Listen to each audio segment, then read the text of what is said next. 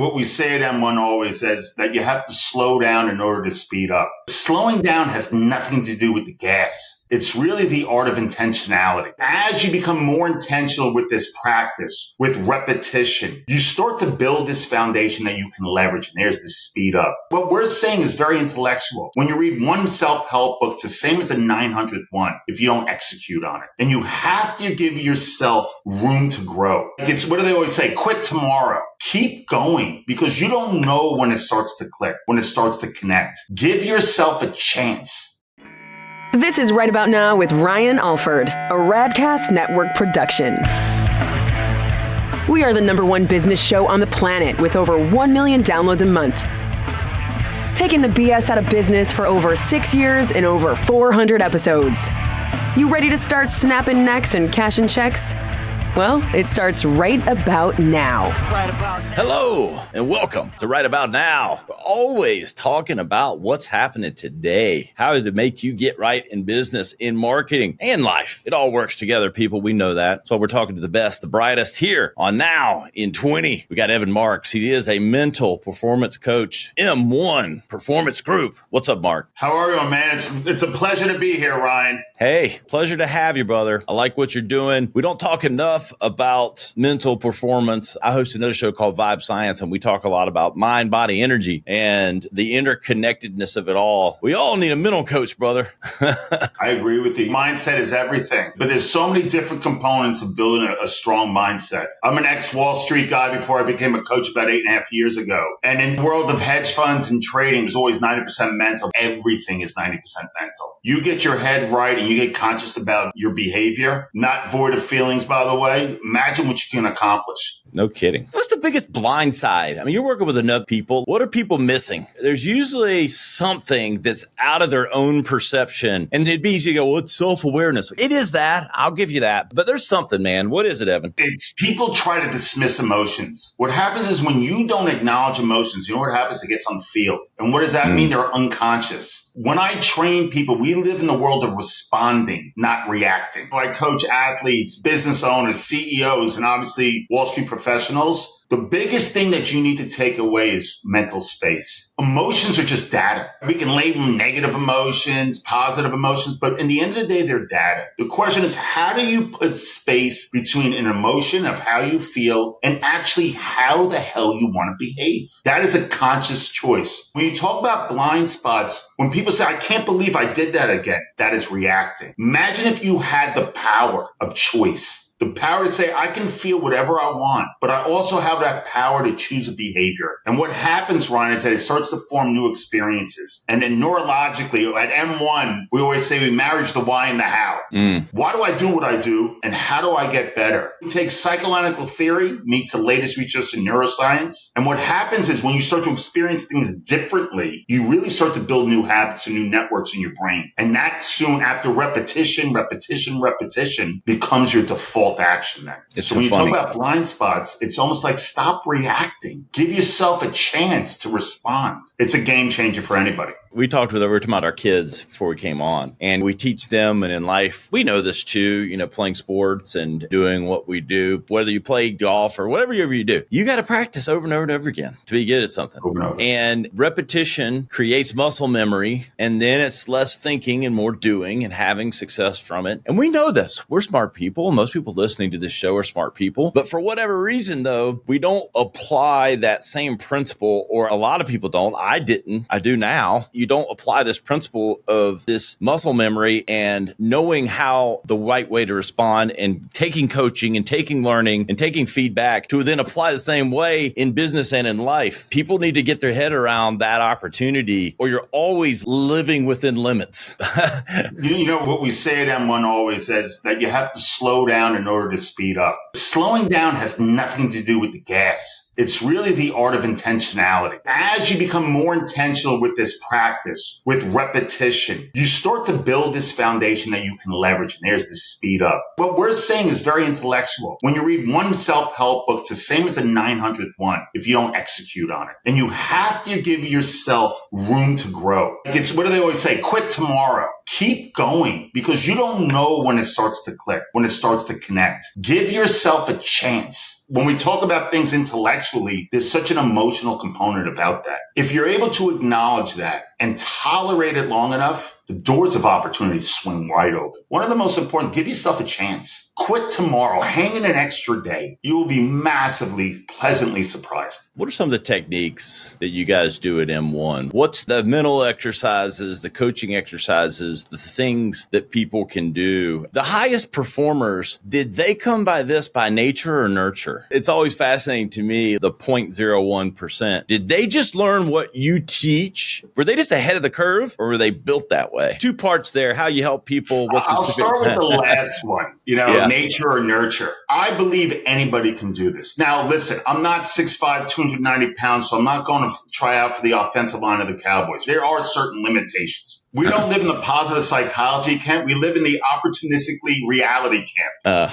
I like it. But when we talk about mental resilience, perseverance, anybody can do this. So why did the Kobe's of the world, the MJs of the world, the Tom Brady's of the world, obviously some of them were gifted. There's no doubt about it. But you cannot take away the resilience of these superstars.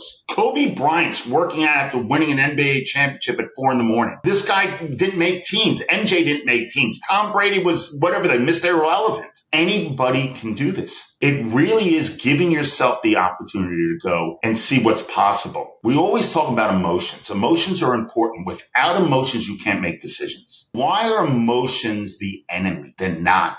They're actually just data. If I said to you, Ryan, I give you permission to feel whatever you want. All right, so almost like let go of the rope. Now let's put mental space. Take a breath, a pause. Then we have a chance to choose how we want to behave. I can't guarantee results, but I can guarantee you will experience something different. Now, if we put down the word consistently, we always say consistency with evidence builds confidence. If we are intentional about that one sole practice, it puts you in a different lane. If you're able to give yourself space, we call it mental space, to choose something, to choose a behavior that serves you, it's game over. Because then you start to what? You start to trust yourself. That you are not a slave to people's emotions, actions. We have the power to choose. And who would not want to have that in their mental arsenal? Yeah, you would. You would choose it every time. How powerful is that? Yeah. And what's interesting is we're coached, especially as men growing up, we're sort of built to hide the emotion, to kind of sink it away. I don't even know if it's always intentionally coached into us. It's just sort of the way it is. And I think for good, bad, or indifferent, men are pretty good at swallowing the emotional side of it. Let's flip that script. Say, you know what, Ryan, you're entitled to feel disappointed, embarrassed, judged. You can have fear of rejection, failure, whatever it may be. And if I say that's not a weakness, I go, you know what the real weakness is? Is when you react. When you have an adult tantrum and all of a sudden you wish you could have taken that back. So let's flip this. You feel whatever you want. You have to. We're human beings. We live this human experience. Allow it. Acknowledge it. We always say behavior changes before feelings. When I'm happy, I'll do this. When I've made this much money, I'll do this. It doesn't work that way. Because what happens is as behavior changes and we start moving down the field, eventually feelings change. But if we're going to wait for a feeling to change, so I'm like, I don't want to be this way, I don't want to feel this way, we're still at the 5-yard line. We could have been on the opposing team's 20 already. It's all about conscious behavior. And how do you get that? That's mental. Giving yourself this mental space is a game changer. And how do you get there? It's repetition. It's reminding yourself to take a pause, reminding yourself to ask a question. What am I trying to accomplish right now? Where do I want to be? How do I want to behave? And when you ask yourself questions, we call them self-exploratory. You know what it does? It puts you in the seat of influence. Talking with Evan Marks, he is a mental performance coach with M1 Performance Group, is saying a lot of times we're fire, aim, ready as men. And what you just crystallized for me was, let's get back to ready, aim, and then fire. Because if you do it the other way around, you're not hitting the target. I'm a move fast guy. I can admit it. And it's worked for me on the whole, but I've also realized the pitfalls that it can have when you don't stop to kind of ask these important questions and that you don't truly get ready. Because a good friend of mine named Christopher Lockhead, one of the smartest guys I know in marketing, and he says, we need to think more about thinking. That's called metacognition. Amen. It's true. You've had success. When we get curious, like imagine if what this kid from M1 Performance Group is saying is true. What could it have looked like? But what could it look like now? I'm not a motivational guy, even though I'm a New Yorker and I speak with a lot of passion. I'm all about momentum. Motivation is a fleeting feeling. It's the momentum that takes you across the finish line. But it's really putting yourself in that seat of what if? What if I slow down? And that's nothing to do with speed. We don't have to go back. You can't tweak inconsistency. You really get consistent with your behavior. Name a door. It's going to open. And that's how you get better. If you got other things figured out and then you unlock that, it truly becomes the world is your oyster. If you could take that proverbial step back and get that internal footing and take that breath, what do I need to do now? What do they say? When? What's important now? That's seconds.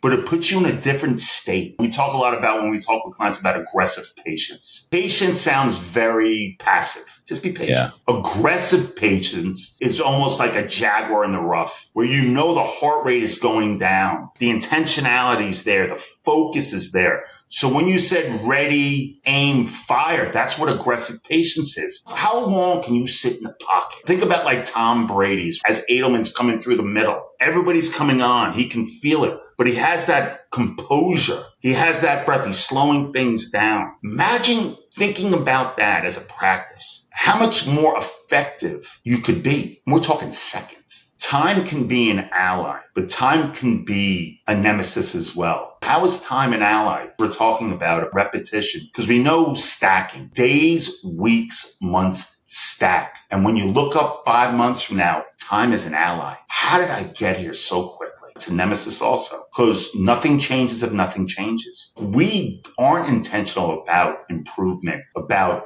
understanding our minds and our behaviors and our emotions. Time doesn't work for us because all of a sudden it's Jan 26. Wow, nothing's changed. Intentionality, that's the key word that I keep coming back to and locking in. There's a lot of motion and there's a lot of activity that lacks intention. It's seeking intention. It's not taken with intention. We do things because we're seeking to find the intent. I've done this. I'm going to find some intent. I'm going to stack all these things up and intention will manifest itself. No, intention's on the front end. That's the key here. That's what I keep coming back to in everything you talk about. What am I trying to accomplish? What you're saying is extremely from the past. Yeah. We all seek validation. We don't validate ourselves. So we start stacking. Procrastination isn't the lack of effort. It's the fear of a future feeling. What we do sometimes is we stack all these. I got to do this, this, this, and this. And we know nothing gets done. I'm going to go to the gym. I'm going to go 5 times a week. You don't even go once. Start small. We always talk about money compounding, but behavior compounds the same way. Trust me, 2 and 2 and 4 means nothing. 4 and 4 and 8, whatever. 8 and 8, 16, nothing. But as you go up this megaphone, there is a threshold you go through. And then you're like, wow, I am so glad that I was aggressively patient with myself to give myself the opportunity for this. That's mental performance. Performance is an easy equation. Performance equals potential minus interferences. If we're able to minimize interferences, which is a lot of unconscious behavior, the equation explodes. The calmness comes down. We can focus on potential and what we need to do. Performance goes. Evan, where can they learn more about what you're doing and how to take performance to a higher level? We have an awesome website my team has put together over the course of a couple of years now. It's m1performancegroup.com. We put out 4 posts a week on all social medias, which is LinkedIn, I'm Evan Marks. Instagram's emarks72. We're on Twitter. I think it's emarks72 as well. I should know that, but I don't. Our website has a lot of articles, a lot of insight, and we have a lot of podcasts that we've been on. And we have a discovery button. If this is something that where you want to take your game to a different level, I'm here. I love it, brother. You're doing some great things. I really like your approach and just your overall vibe, man. Thanks, Ryan. I appreciate that. Hey, guys, you know where to find us. RyanIsRight.com. We're going to have all the links to Evan's stuff. M1 Performance Group. Go check that out. I cannot overstate. I can't put enough emphasis on how important it is to get your mind right, to unlock ultimate potential in business, in life, in relationships. Guys like Evan will help you. We'll see you next time on Right About Now. This has been Right About Now with Ryan Alford, a Radcast Network production. Visit RyanIsRight.com for full audio and video versions of the show or to inquire about sponsorship opportunities. Thanks for listening.